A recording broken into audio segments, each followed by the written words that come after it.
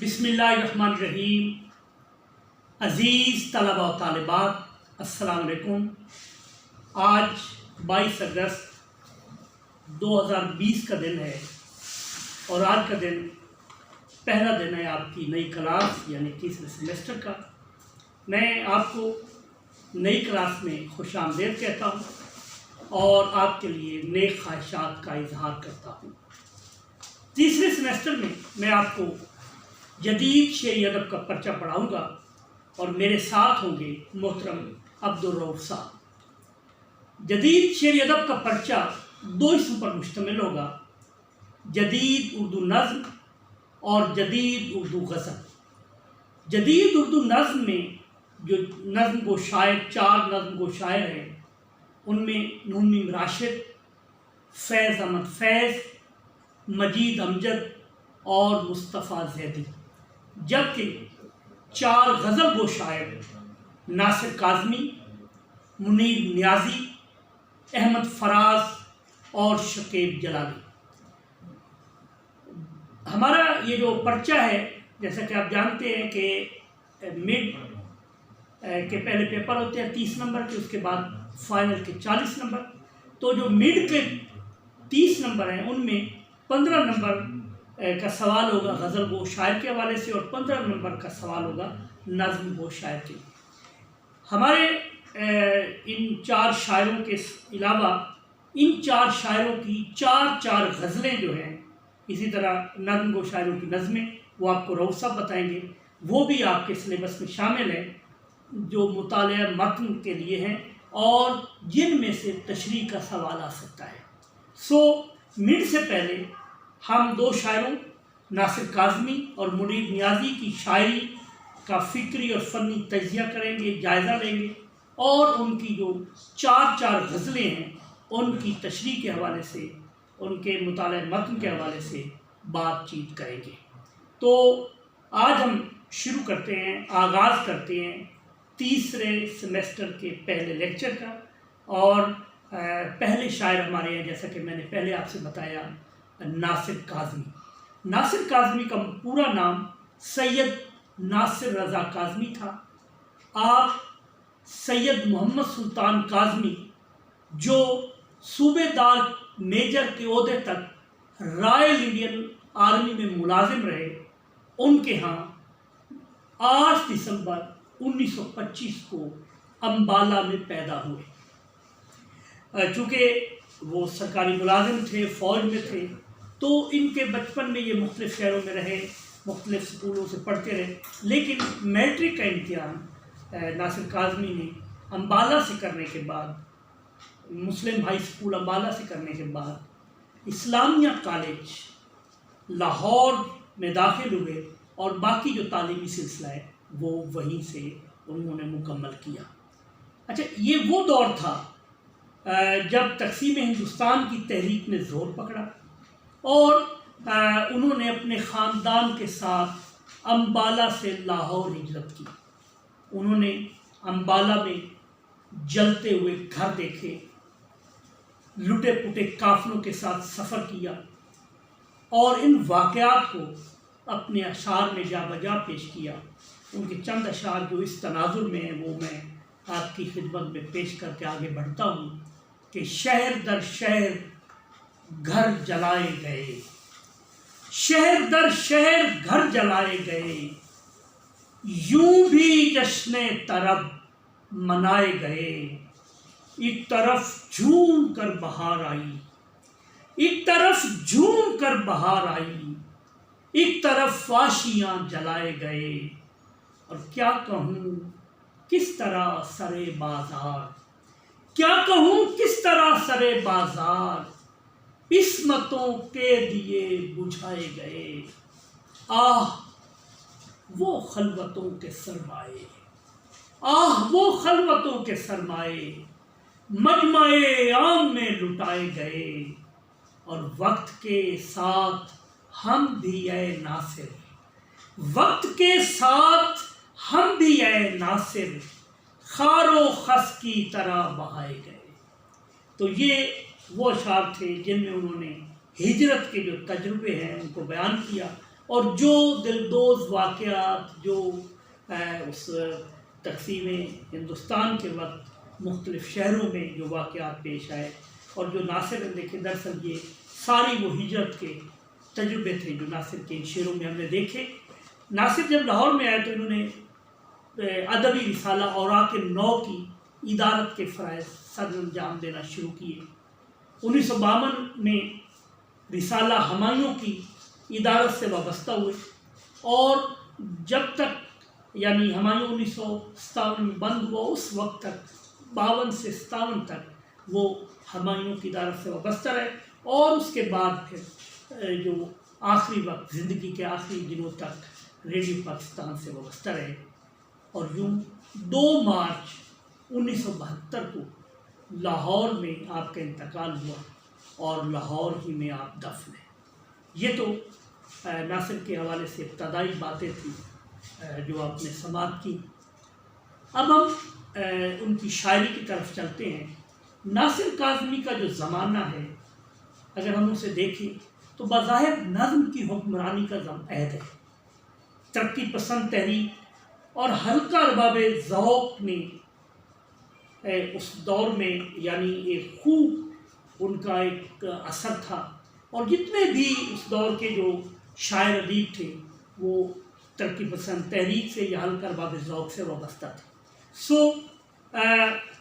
ان ہلکا ارباب ذوق سے فکری تعلق رکھنے والے شعراء بالترتیب فکر و خیال کے تفوق کے باوصف غزل کو متروک صنف سخن قرار دیتے ہوئے پورے انہماک کے ساتھ نظم گوئی کی طرف متوجہ ہوئے، یعنی ترقی پسند تحریک ہو یا ہلکا ارباب ذوق ہو، دونوں سے جو وابستہ شاعر تھے، اور شاعروں کی اکثریت سوائے چند شاعروں ادیبوں کے سب لوگ یا تو ترقی پسند تحریک سے وابستہ تھے یا پھر ہلکا ارباب ذوق سے، اور وہ غزل کو زیادہ لفٹ نہیں کرواتے تھے۔ غزل کو وہ سمجھتے تھے کہ ایک ایسی صنف سخن ہے جو اپنا زمانہ اپنا وقت پورا کر چکی ہے، وہ پورے انہماک کے ساتھ نظم گوئی کی طرف متوجہ تھے۔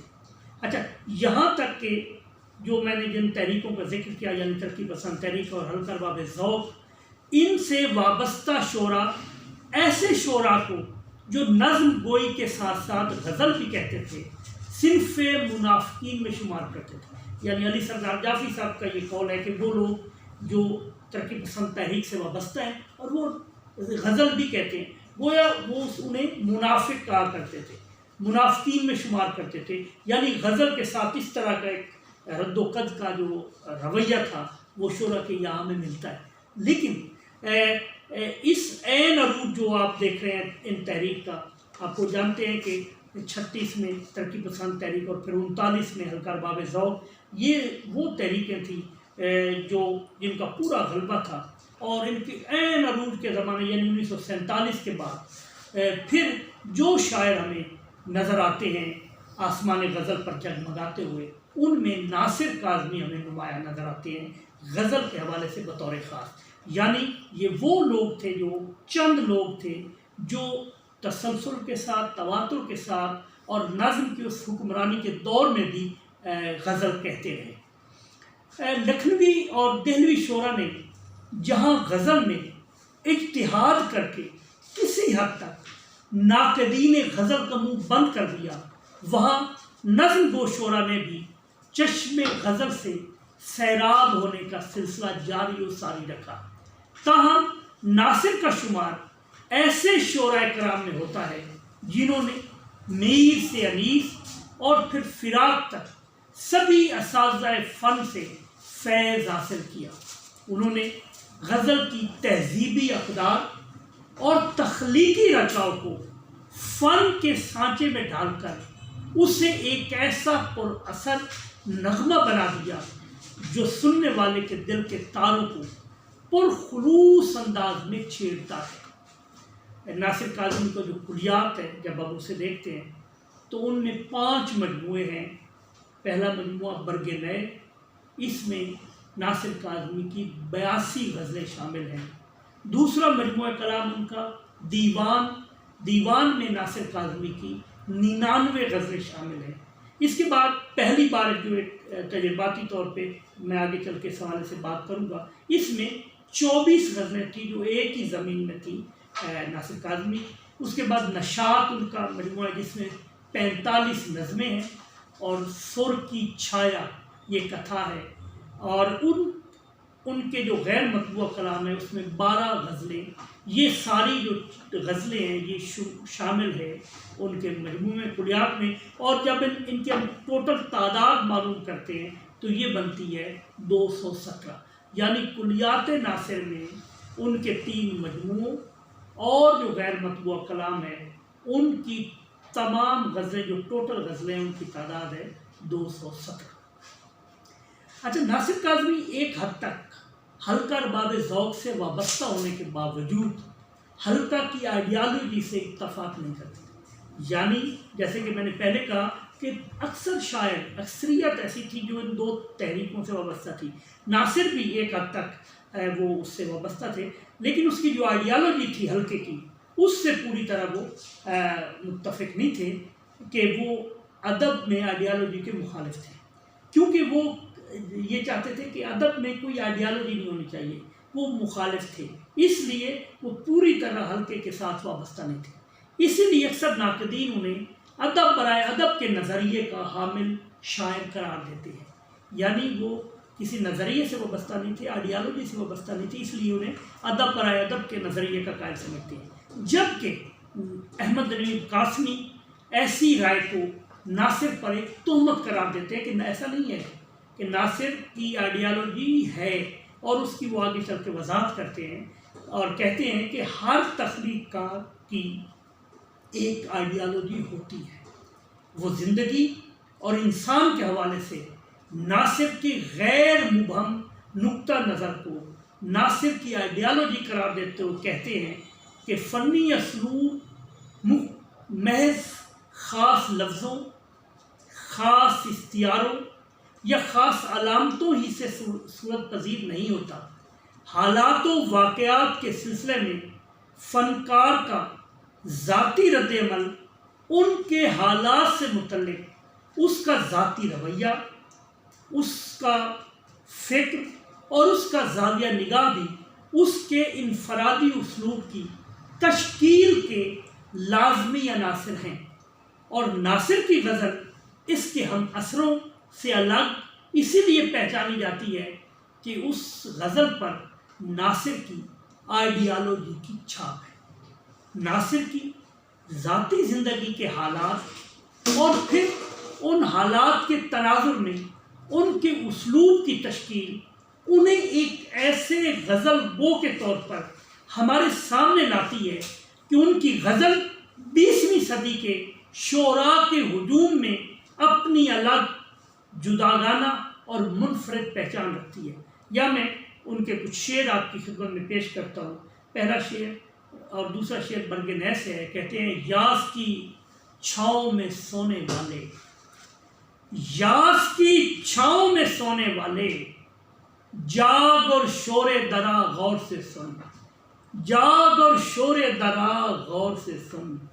پھر کہتے ہیں بہت ہی سادہ ہے تو اور زمانہ ہے ایار، بہت ہی سادہ ہے تو اور زمانہ ہے ایار، خدا کرے کہ تجھے شہر کی ہوا نہ لگے. ایک اور شعر دیوان سے دیکھیے. 2 شعر آپ کو میں دیوان سے پیش کرتا ہوں اسی گفتگو کے حوالے سے جو میں کہہ رہا تھا کہ یوں تیرے دھیان سے لرزتا ہوں، یوں تیرے دھیان سے لرزتا ہوں، جیسے پتے ہوا سے ڈر جائیں. دیوانی میں ایک اور شعر ہے، بہت خوبصورت شعر، بہت معروف شعر. کہیں ملا تو کسی دن منا ہی لیں گے اسے، کہیں ملا تو کسی دن منا ہی لیں گے اسے، وہ زود رنج سہی پھر بھی یار اپنا ہے. اور ان کے غیر مطبوع کلام میں بھی ایک شعر ہے، وہ بھی دیکھ لیجئے کہ یوں نہ گزرے گی شب غم ناصر، یوں نہ گزرے گی شب غم ناصر، اس کی آنکھوں کی کہانی چھیڑو. ناصر کے حوالے سے ایک بات جو مختلف ناقدین کے یہاں تواتر اور تسلسل سے ملتی ہے وہ یہ ہے کہ ناصر کاظمی محدود موضوعات اور محدود شعری تجربات کا حامل ایک محدود شاعر ہے۔ یہ رائے جو ہے جب ہم مختلف جو ان کے ناقدین ہیں ان کے یہاں دیکھتے ہیں تو وہ تقریباً ملتی جلتی اسی طرح کی رائے ہے کہ ناصر کو ایک محدود شاعر قرار دیتے ہیں۔ لیکن ناصر کی شاعری کا جب ہم تفصیل سے بنظر غائب اس کا مطالعہ کرتے ہیں تو ہم دیکھتے ہیں کہ یہ جو رائے ابھی میں نے آپ کے سامنے پیش کی، یہ رائے یا اسے پرسیپشن محض کسی ادبی غلط فہمی یا تنقیدی تسامح کی وجہ سے عام ہوئی ہے، یعنی ایک تنقیدی مغالطہ آپ اسے کہہ سکتے ہیں۔ اس لیے احمد بن قاسمی نے ایک جو بڑی خوبصورت بات کی اس تناظر میں اور جو بہت وزن رکھتی ہے، اور احمد بن قاسمی نے بڑی دلیل کے ساتھ یہ بات کی ہے، وہ میں آپ کی خدمت میں پیش کرتا ہوں۔ جو لوگ ناصر کو محدود شاعر کہتے ہیں تو کیا کہتے ہیں احمد بن قاسمی؟ وہ کہتے ہیں کہ حق بات یہ ہے کہ ناصر محدود شاعر نہیں ہے، وہ متنوع موضوعات کا شاعر ہے اور زندگی کے حسن کے سینکڑوں پہلوؤں اور اس کی رنگا رنگی کا شاعر ہے، اور اس کے حسن اور اس رنگا رنگی کو سب کے لیے عام کر دینے کی امنگ رکھنے والا شاعر ہے۔ ناصر کی اس خصوصیت کو گرفت میں لانے کے لیے اس کے قاری کو اپنے ذاتی تعصبات اور خصوصیت کو گرفت میں لانے کے لیے، یہ میں دوبارہ اس بات کو کہہ دیتا ہوں، یہ بات بڑی امپورٹنٹ ہے کہ ناصر کی اس خصوصیت کو گرفت میں لانے کے لیے اس کے قاری کو اپنے ذاتی تعصبات اور اپنے مزاج کے عجز سے ذرا سا اونچا ہو کر شاعر کے الفاظ کی روح کی بلندیوں تک پہنچنا پڑے گا، اور یہی وہ کلام ہے جسے کرنے پر ناصر کے پیشہ ور مداح ابھی تیار نہیں ہو پائے، اور یوں وہ ناصر کی مسلسل حق تلفی کا ارتکاب کیے جا رہے ہیں۔ احمد بن قاسمی کی رائے آپ نے سماعت کی کہ وہ ناصر کاظمی کو متنوع پہلوؤں کا، سینکڑوں پہلوؤں کا، رنگا رنگی کا، متنوع موضوعات کا شاعر قرار دیتے ہیں، کہ ان کے ہاں وہ محدود جو بات میں نے پہلے کی کہ ناصر محدود موضوعات اور محدود شعری تجربات کا حامل ایک محدود شاعر ہے، تو احمد بن قاسمی اس رائے کو رد کرتے ہیں اور اسے محض ایک تنقیدی مغالطہ قرار دیتے ہیں، اور وہ کہتے ہیں کہ نہیں، جب آپ ناصر کی شاعری کو پڑھتے ہیں تو اس میں بہت سے موضوعات ہیں، متنوع موضوعات ہیں، اور زندگی کے حسن کے سینکڑوں پہلو ہمیں اس میں نظر آتے ہیں، لیکن جو ان کے نقاد ہیں، پیشہ ور جو مداح ہیں، وہ اس سے ہٹ کر یا اس بات سے بلند ہو کر نہیں سوچتے، اس لیے وہ ناصر کاظمی کو محض محدود تجربات کا شاعر کہتے ہیں۔ ناصر کی غزل میں زندگی کا حسن، جیسا کہ قاسمی صاحب کہہ رہے تھے، پوری آب و تاب کے ساتھ جلوہ افروز ہوتا ہے۔ ان کی غزل میں متنوع موضوعات اور بو کلمونی انہیں طرف عطا کرتے ہیں، یعنی ان کے ہاں ایک رنگا رنگی ہے، موضوعات کا تنوع ہے، ایک بو کلمونی ہے، اور یہ جو چیزیں مل کر ان کی شاعری کو الویت کی منزل پہ پہنچاتی ہیں، ان کی شاعری کو طرف عطا کرتی ہیں۔ یہ کچھ شعر دیکھیے برگے نئے، 3 شعر برگے نئے کے اور 2 شعر دیوان سے میں پیش کروں گا۔ اس جو میں نے بات کی اس دلیل کے طور پر، کچھ اپنا ہوش تھا نہ تمہارا خیال تھا، کچھ اپنا ہوش تھا نہ تمہارا خیال تھا، یوں بھی گزر گئی شب فرقت کبھی کبھی۔ ایک اور شعر دیکھیے، اے منتظر طلوع فردا، اے منتظر طلوع فردا، بدلے گا جہان مرغ و ماہی، بدلے گا جہان مرغ و ماہی۔ برگنے کا ایک اور شعر بھی ہے کہ شہر خلق خدا سے بیگانہ، شہر خلق خدا سے بیگانہ، کارواں میرے کارواں سے دور۔ اور یہ 2 شعر آپ دیوان سے بھی دیکھ لیجئے کہ بدلتا وقت یہ کہتا ہے ہر گھڑی ناصر، بدلتا وقت یہ کہتا ہے ہر گھڑی ناصر، کہ یادگار ہے یہ وقت انقلابوں میں، اور ایک اور شعر کہ چند گھرانوں نے مل جل کر، چند گھرانوں نے مل جل کر کتنے گھروں کا حق چھینا ہے۔ کیا خوبصورت موضوع یہ دیکھیں، بالکل ہمارے یہاں جو ترقی پسند شعراء کے یہاں یہ بات ملتی ہے، یہ بالکل ایک جو آپ سمجھ سکتے ہیں کہ ان کے ہاں جو ایک احتجاج کی شکل بڑے خوبصورت انداز میں ہمیں نظر آئی۔ ناصر کلاسیکی روایت اور مشرقی شعریات کے امین تھے، اس لیے وہ عصری تغیرات کے مخالف تھے، لیکن اپنے مزاج کے لحاظ سے وہ جدید غزل کے ان شعراء میں شمار ہوتے ہیں جن کے دم قدم سے جدید اردو غزل ظہور پذیر ہوئی۔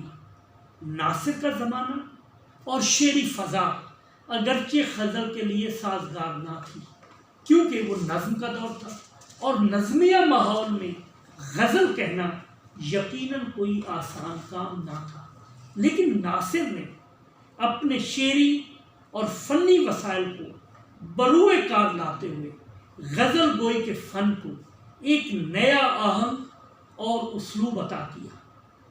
موضوع اور اسلوب دونوں حوالوں سے ناصر روایتی انداز کے شاعر ہیں، یعنی ان کا جو موضوع ہے اور جو اسلوب ہے وہ روایتی انداز کا ہے، اس لیے ہم ناصر کو روایتی انداز کا شاعر کہتے ہیں موضوع اور اسلوب کے حوالے سے۔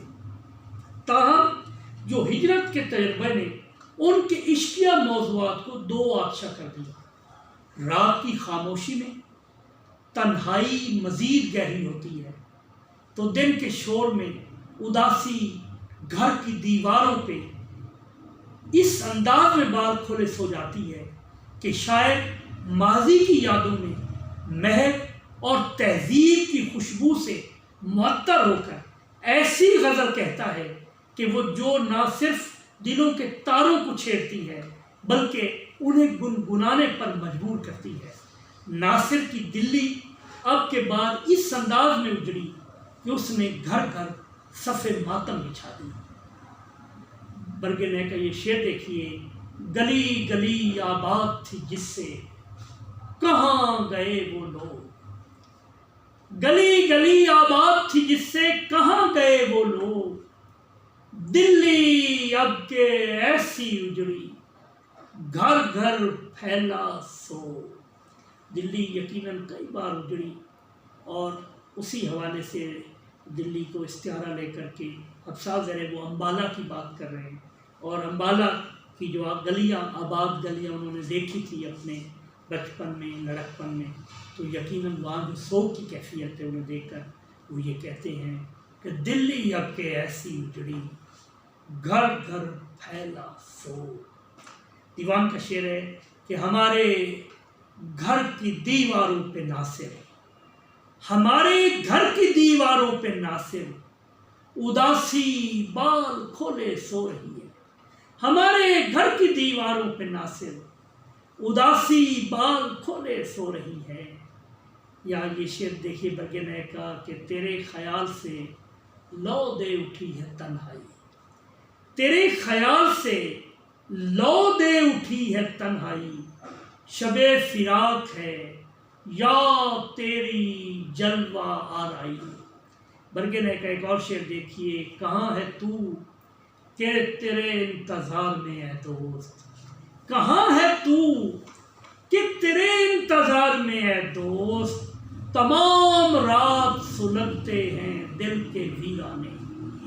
برگنہ کا ایک اور شعر دیکھیے کہ فرصت ہے اور شام بھی گہری ہے کس قدر، فرصت ہے اور شام بھی گہری ہے کس قدر، اس وقت کچھ کلام نہیں آپ سے مجھے۔ کیا خوبصورت اشعار تھے ناصر کے یہاں۔ تنہائی اور اداسی یاسیت سے بغل گیر ہوتی ہوئی دکھائی دیتی ہے لیکن قنوطیت سے دور رہتی ہے۔ دراصل وہ تنہائی اور تنہائی کی وجہ سے در دل پر دستک دینے والی اداسی اور پھر اس اداسی کی کیفیت کو جس سلیقے سے شعر کے قالب میں ڈالتے ہیں یہ انہی کا حصہ ہے۔ وہ محبت کے نرم و نازک خیالات اور جذبات و احساسات کو اپنی وضع کردہ اس تخلیقی اور احساساتی منزل سے آشنا کرتے ہیں کہ ان کی غزل اپنے ہم نسلوں سے منفرد بھی نظر آتی ہے اور الگ تھلگ بھی نظر آتی ہے۔ یہ شعر دیکھیے دو کہ وقت اچھا بھی آئے گا ناصر، غم نہ کر زندگی پڑی ہے ابھی، یا مایوس نہ ہو اداس راہی، پھر آئے گا دور صبح گاہی۔ یعنی وہ تو جو ناصر کو کہتے ہیں کہ ان کے یہاں قنوطیت ہے، تو ہم نے دیکھا ہے کہ ان کے یہاں یاس ہے، تنہائی ہے، اداسی ہے، لیکن قنوطیت نہیں ہے۔ ان کے یہاں رجائیت کا ایک ایسا پہلو ملتا ہے کہ وقت اچھا بھی آئے گا ناصر، غم نہ کر زندگی پڑی ہے ابھی۔ ناصر کی غزل کا مطالعہ کرتے ہوئے جو بات قاری کے لیے حیرت اور استعجاب کا باعث بنتی ہے وہ یہ ہے کہ ناصر کی زبان غزل کی زبان نہیں بلکہ روزمرہ کی زبان ہے۔ وہ اپنی بھرپور تخلیقی صلاحیت اور تجرباتی صداقت سے گفتگو کی زبان کو تغزل کی زبان کا مرتبہ ہم مرتبہ اور ہم منصب بنا دیتے ہیں۔ اس تناظر میں جیلانی کامران ناصر کی خودآداب اور شدید تخلیقی اور ذہنی قوت پر تبصرہ کرتے ہوئے کہتے ہیں کہ ناصر کاظمی نے روزمرہ زبان کو غزل کی روایت میں لفظ، جذبے اور شعر کی ایک نئی تکنیک ایجاد کی ہے۔ نئی غزل کے کھلتے ہوئے راستے پر ناصر کاظمی کی خوشبو دور دور تک پھیلتی رہے گی۔ میں اس جو جیلانی کامران صاحب کا یہ جو ان کی کوٹیشن ہے یہ میں دوبارہ پڑھ دیتا ہوں تھوڑا، کہ ناصر کاظمی نے روزمرہ زبان کو غزل کی روایت میں لفظ، جذبے اور شعر کی ایک نئی تکنیک ایجاد کی ہے۔ نئی غزل کے کھلتے ہوئے راستے پر ناصر کاظمی کی خوشبو دور دور تک پھیلتی رہے گی۔ میں ہوں رات کا ایک بجا ہے، خالی رستہ بول رہا ہے۔ یا برگنے کا یہ شعر کہ بستیاں چھوڑ کے برسے بادل، کس قیامت کی یہ برسات آئی۔ اور برگنہی کا ایک اور شعر کہ پھول سے ناچتے ہیں ہونٹوں پر جیسے سچ مچ کسی کو چوم لیا۔ عزیز طلبہ و طالبات، آج کی گفتگو ہم یہی تمام کرتے ہیں۔ ہم اگلے جو لیکچرز ہوں گے ان میں ناصر کاظمی کی غزل کو فکری اور فنی حوالے سے مزید دیکھیں گے۔ اور اب تک اتنا ہی۔ اپنا بہت خیال رکھیے گا۔ خدا حافظ۔